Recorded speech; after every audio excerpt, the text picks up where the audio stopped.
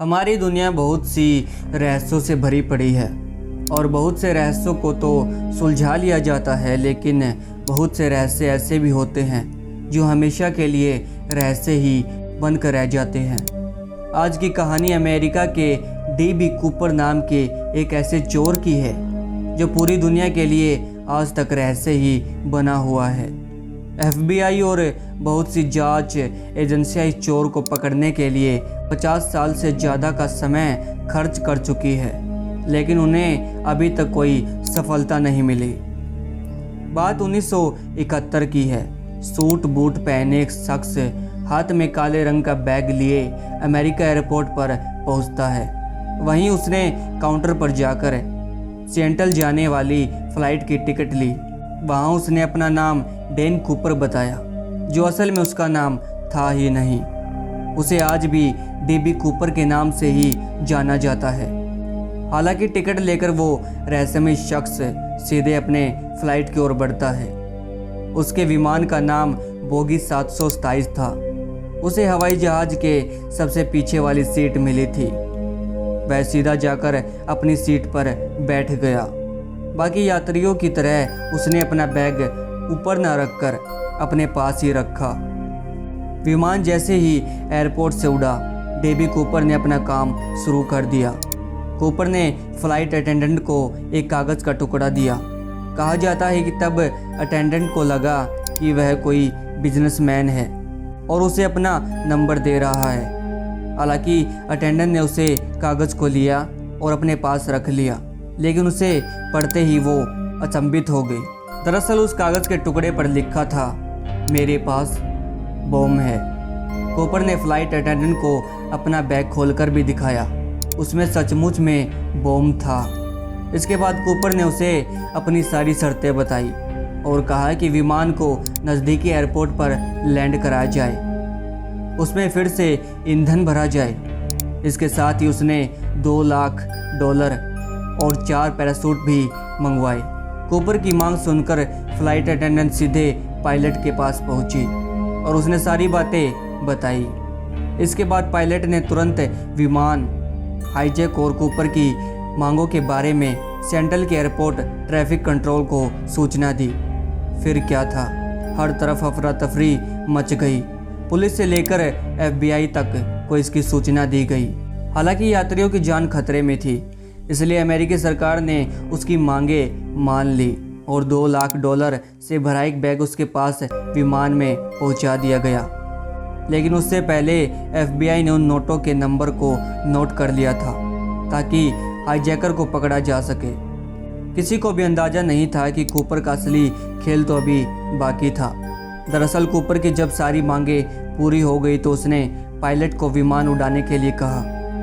रात का समय था और उसने पायलट को विमान मैक्सिको ले जाने के लिए बोला।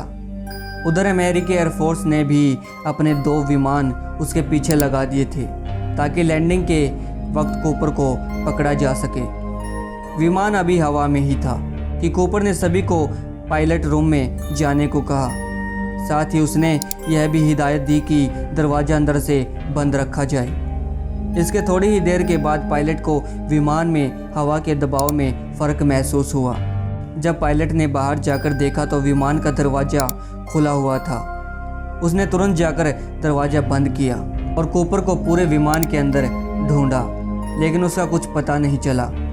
वह हवा में ही कहीं विमान से नीचे कूद चुका था। विमान जब एयरपोर्ट पर पहुंचा तो उसे चारों तरफ से घेर लिया गया। सबको लगा कि अब तो कूपर पकड़ा जाएगा, लेकिन वह तो पहले ही भाग चुका था।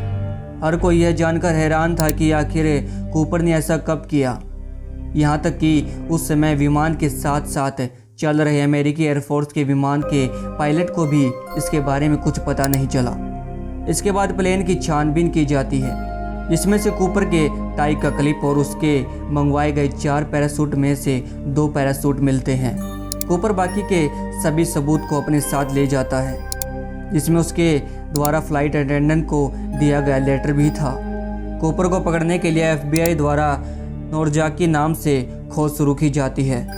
आंखों देखे गए लोगों द्वारा कूपर का स्केच तैयार किया जाता है। लैंडिंग किए गए इलाकों के बहुत से किलोमीटरों तक जंगल और नदियों में कई महीनों तक खोज चलती है और बहुत से घरों की छानबीन भी की जाती है, लेकिन कूपर और उसके पैराशूट का कोई पता नहीं चलता है। कुछ ही दिन में डैन कूपर पूरी मीडिया में छा जाता है, लेकिन एक न्यूज़पेपर ने गलती से डैन कूपर का नाम डीबी कूपर लिख दिया था और लोगों को ये नाम ज़्यादा पसंद आने लगा। इसी तरह ये एक न्यूज़ की गलती के कारण डैन कूपर का नाम डीबी कूपर रखा गया और वो हर जगह इसी नाम से प्रसिद्ध हो गया था। इसके बाद कूपर के भागने के तरीके से FBI को लगा कि कूपर ने किसी पैराग्लाइडिंग स्कूल से ट्रेनिंग ली होगी, इसलिए सभी ट्रेनिंग स्कूल में पूछताछ की जाती है और बहुत से पैराग्लाइडर के रिकॉर्ड चेक किए जाते हैं, लेकिन वो फिर से सफल नहीं हो पाते। बहुत सी छानबीन के बाद भी जब कूपर का कुछ पता नहीं चला तो लोग मानने लगे कि लैंडिंग के दौरान कूपर की मौत हो गई होगी और उसका मौत का कोई भी प्रमाण मौजूद नहीं था, क्योंकि ना तो कूपर की लाश कभी मिली और ना ही पैसों से भरा वो बैग कभी मिला। लेकिन घटना के 8 साल बाद 10 फरवरी 1980 को 8 साल के ब्रायन इनग्राम नाम के बच्चे को कोलंबिया नदी के किनारे अपने परिवार के साथ लकड़ी इकट्ठा करते हुए रेत के नीचे दबे हुए $20 के 3 बंडल मिलते हैं।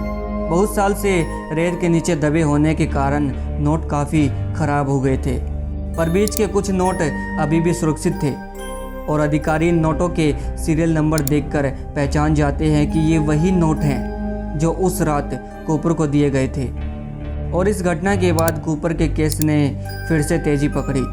ये नोट यहाँ कैसे पहुँचे, इस पर बहुत विवाद हुआ।